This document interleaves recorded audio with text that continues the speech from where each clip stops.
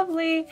This is part 2 of Hedy Lamarr. In the first part, I drew a rough sketch of her and shared some fun fashion factoids and a few design tips as well. So in this video, you're gonna see the super rewarding part, which is me cleaning up my sketch and adding color to her portrait. And you'll also note that I'm actually pronouncing Hedy correctly, which is kind of a perfect segue because Hedy was actually very heady as in smart. Super intelligent inventor lady, and she's really awesome. So enough of my face, let's scoot onto her gorgeous face and I'll tell you some more facts about her also before I smear this black lipstick all over my teeth. Hedy Lamarr was an Austrian-born American actress and inventor. She's born in 1914 and her given name is Hedwig Kiesler. She couldn't say Hedwig, so she nicknames herself Hedy, and it sticks. Her relationship with her dad is really close. He was a bank director, but he was interested in technology. He would talk with her about how things worked, like electric trolleys, cars, printing presses, etc. And it seems to have sparked that inventive spirit in her. She would do things like take her music box apart and put it back together again. Both of her parents were Jewish intellectuals. They were pretty well off money-wise, very cultured. They'd go to the opera and ballet, and they had a comfortable home. Hedy went to a private school and she loved chemistry, but she'd always loved acting ever since she was a child, much to her parents' dismay. She was beautiful, and she enrolls in Max Reinhardt's prestigious Berlin-based drama school in 1930, and then she begins to act on the stage. But she wants bigger roles, so she begins to work in the film industry at the very young age of 16. Her first major film role is in the movie Ecstasy in 1932. And this was a very shocking and controversial film because there's a nude scene.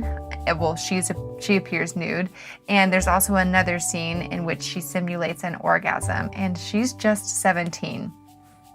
The Pope denounced it, Hitler banned it, also because she was Jewish, and her parents are very upset. And this film, it makes her famous in Austria, but it would come to haunt her career.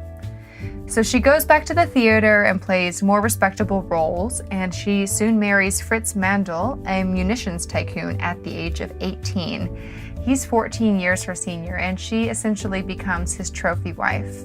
And Fritz, even though he was half Jewish, he aligns himself with the Nazis and even has the Italian fascist leader Mussolini as a house guest.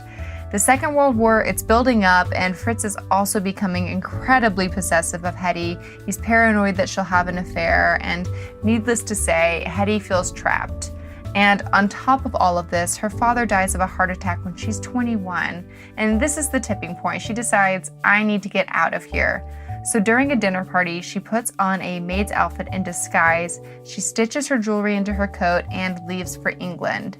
She meets an American film agent by the name of Louis B. Mayer, as in Metro-Goldwyn-Mayer Film Company. He's buying up actresses who are fleeing from Europe. He's offering them a safe haven of America and getting them for cheap. She actually turns him down, but then she has second thoughts after their meeting, and she books passage on the same boat that he's taking to America. She makes sure that he sees her. She impresses him one evening in a couture gown and her fine jewels, and all eyes are glued to her, and even though she can barely speak any English, she's stunning and clearly commands the room, and he knows he needs to sign her. So she signs a contract with him and goes from Hedwig Kiesler to Hedy Lamarr, which is the new non-Jewish last name, is reminiscent of the sea in French.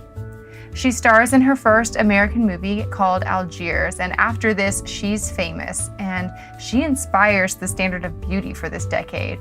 All these women are dyeing their hair dark and parting it down the middle to try and match Hedy's glamour, and allegedly Snow White is even inspired by her look. She marries the producer and screenwriter Gene Markey, and they even adopt a son, but Gene isn't faithful and they divorce, and this becomes a bit of a sad trend in her personal life. She ultimately has 6 marriages and 6 divorces. But her acting career is a success. She stars in Boomtown, and it's a huge hit, and her career is soaring. But the Hollywood schedule is completely insane. She's working 6 days a week, and women had to get to the studio really early to get their hair and makeup done and get fit into their costumes. And even after this insane schedule, Hedy is going home and she's inventing. She has the mind of an inventor and is always curious. She makes the time.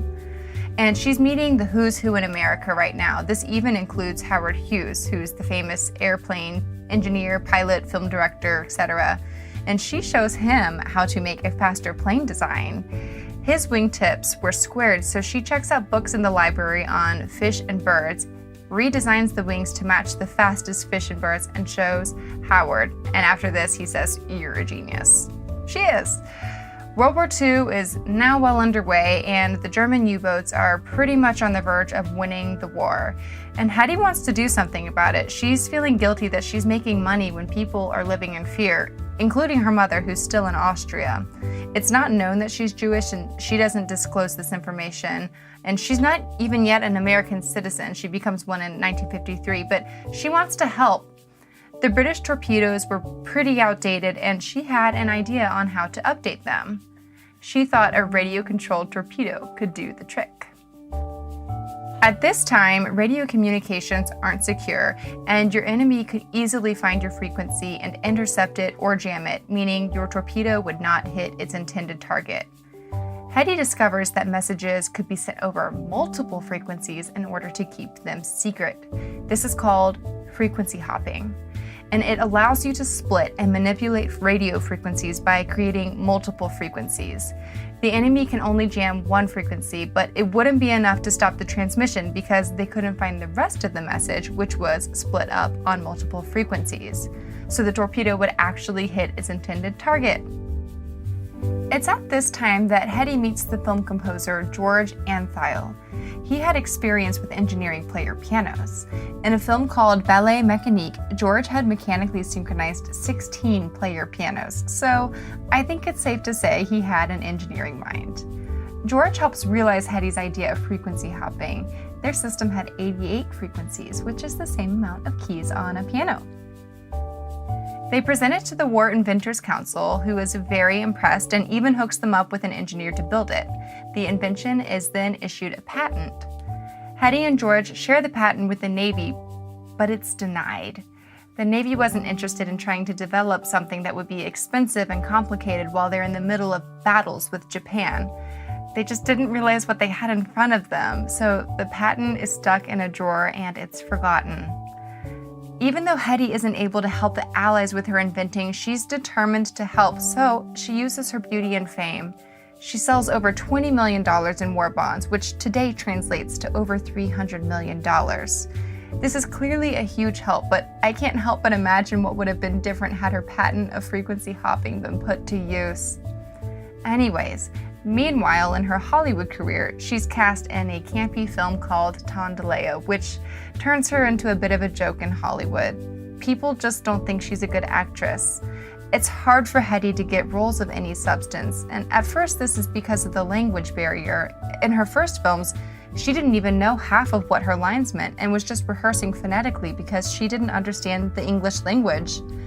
Once her English improves, though, she can't get cast in realistic roles like a shop girl or someone who's going to be pouring you coffee, because to MGM it doesn't seem believable for someone so beautiful to have a standard job.